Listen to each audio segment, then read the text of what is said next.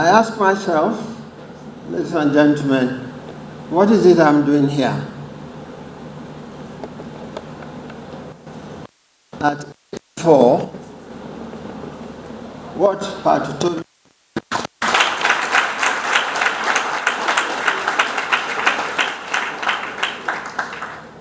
cannot be affected by my humble self. But just in case you do not know it, chapter 4 of his book is about all of you sitting here. He has called you to come and hear his inner thoughts.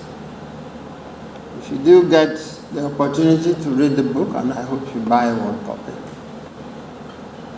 you will find how one of your citizens was pained by his experience. Each sentence in that book is an agonizing statement of the experience that he had. But I'm sorry for him, because what seems so new to Patutomi of all people, to my surprise, is not new at all. That is the nature of the country that we are in. And all he saw was how it is done out there. I think it's not so bad that I'm here. I haven't said that in spite of my age. Maybe I shouldn't be here, for a number of reasons. It gives me the opportunity to make a number of apologies. The first one is being a lawyer. Ladies and gentlemen, I'm ashamed to be a lawyer. Why is that? The Nigerian Bar Association is not living up to their responsibilities.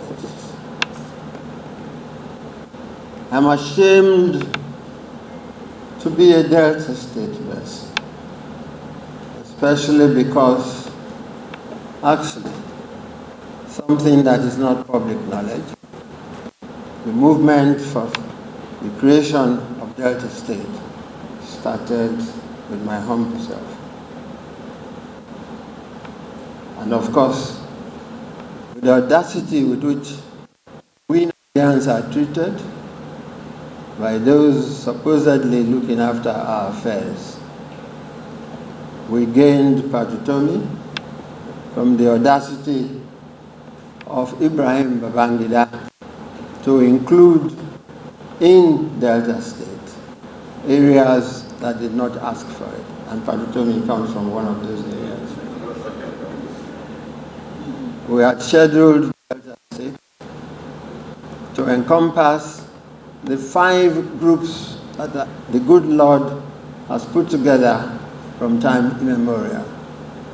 The Jaws, the Rogos, the Sokos, the Shakiris, and the Kwales. But I'm prepared to concede that Patutomi is an extension of the Kwales. My other apology is that all of us together fail to understand the nature of society. We have to thank the Patutomis of this world who is drawing our attention to our individual and collective responsibilities for making a country work. He is saying to you that it is so bad. How are you going to let it continue? My apologies to him, because although he didn't mention it in the book, I had on one occasion said to him, why are you trying to become a representative of your people at the center when your home state needs your services? maybe if he searched his mind, he probably have that matter in one corner, and it may have helped to motivate him to undergo the sufferance he has just experienced. Now, one question you have never asked is this. On the 1st of October 1960, the British withdrew their suzerainty and their sovereign powers over Nigeria and handed your country and your fate to you. On that very day, one of the architects, perhaps, of our independence, who had earlier delayed it a number of years for not being ready to take independence out of slavery. Can you imagine that? Actually stood up and said, and admonished his people, that this country called Nigeria is the property of our grandfather Ottoman Danfodio. And we are to make sure that the people nearest to us are used to enforce our ownership of this land, and the people further away must never be left anywhere near public authority and governance. British sold those who were Nigerians at the time a dummy that Nigeria will stand on a tripod. The Hausas, the Igbos, and the Yorubas. In no time at all, through the influence, I'm sure, of that party who said the country belonged to them. They tried to cheat God by creating an ethnic nationality that the good Lord never thought of creating. So we now have today what you call the Hausa Fulani. Nobody said anything about what Ahmadu Bello said. They let it go. A lot of so many other things happened about which you asked no questions. And it went on and on till the military took over. And came to swim in waters they were never trained to do. Messed up the society. That was also part of the beginning of where we are today. Why did I apologize for the Nigerian Bar Association? In 1986, the legal profession was celebrating its 100 years of practice in Nigeria. My peers called upon me to put up a play for entertainment, depicting the legal profession's approach to a number of things in Nigeria.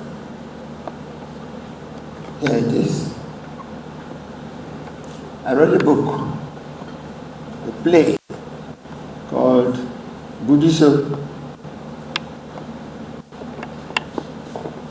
I want to let you know that Bu there is Buhari, he is Idiawo, and so is Shoemimo. They were the three people who deprived you of your rights, mangled them, and you did nothing about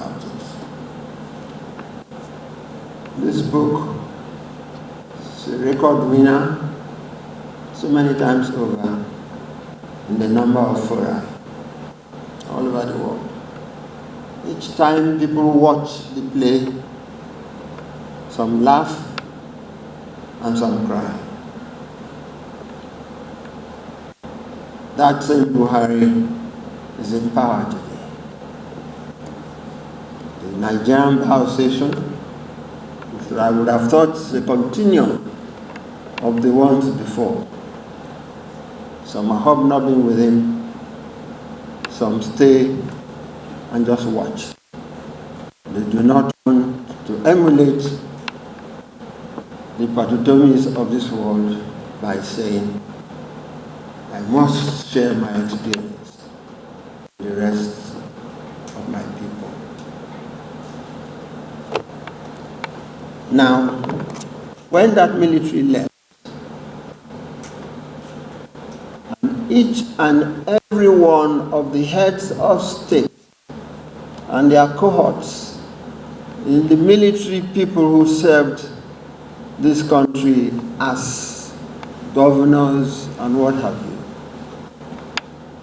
did so contrarily to the provisions of the then Constitution. They are all coup makers. And they are all earners of whatever the extant law at the time prescribed. It's so strange that today there was a fight over whether one of them should become head of state or not. And it is his government that is saying you cannot mention a particular word. So I'm sorry for the review of the book. I counted 5 mentions of the forbidden word when he was speaking.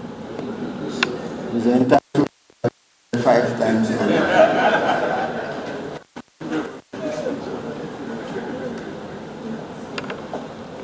Now, what did that same military do? Here is the so-called constitution of your country. I call it so-called because I knew that it was, what's the full name? The then, again, so-called head of state. I call him so-called because he became head of state through a coup. And is one of the people I earlier mentioned should earn what he sold at the time.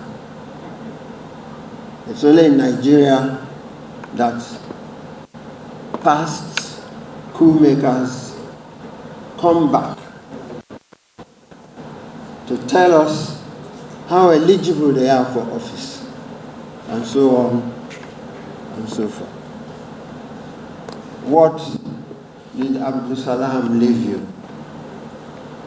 There's a chapter here in which all the sins, all the atrocities committed by the military when they were in power is said to be non-justiciable. No courts can hear them. Nobody can raise the matter anywhere, and they can come and go and do what they like. And you do nothing about it. They can show you how superior they are, created by the same God that created you. They can show you how they can do what they like when they like, and you do nothing about it. Tell you one of the typical examples of you have been treated in your own country and you do nothing. Is that it is part of our history. At the courts of law in Nigeria decided that Shoneko was not a head of state. And until tomorrow, when the past heads of states assemble at your expense with your tax money, Shoneko is called upon to join them. And he does it with relish. If I'm right, he's also a lawyer.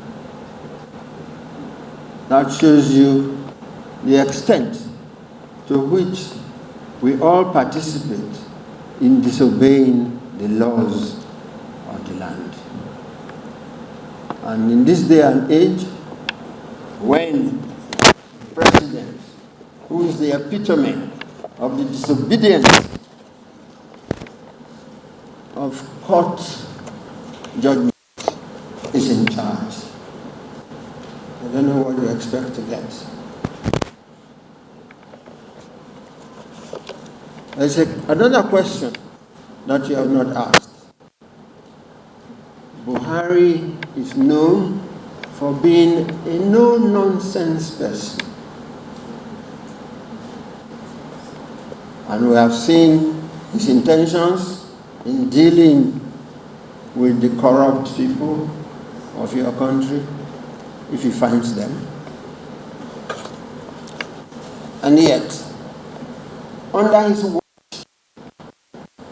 even as a former general, because my understanding is that the military forces are meant to be responsible for ensuring that foreigners do not mess up with you in your country.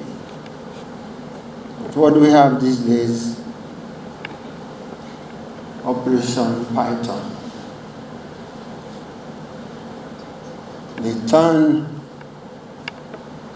their arms and ammunition, their uniforms that they put on, bought by your tax, inwards to give you operation. It is not Python, it is crocodile.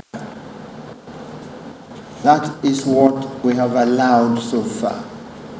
Question is, doesn't it amaze you that our no-nonsense president, until today, who wanted to be president so much, he tried 3-4 times before and could not make it. But you will recall that in all of that time, there was never one sentence, one letter to a loved or hated, which says, this is what I want to do for Nigeria. And we gave him another chance in 2015. And he had another 4 years. I would like someone here to beat his chest about what Buhari did for him, in his opinion.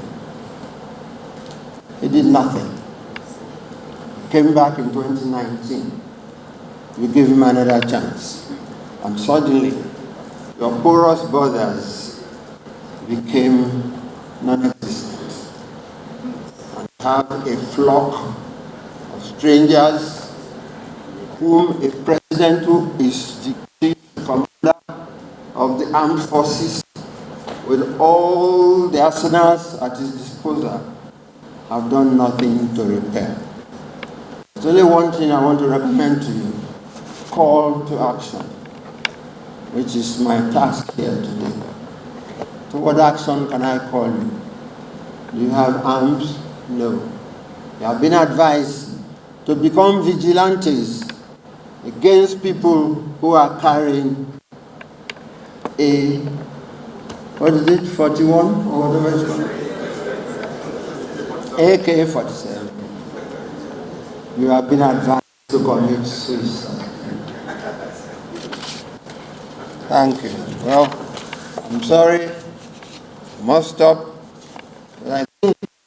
I have said enough.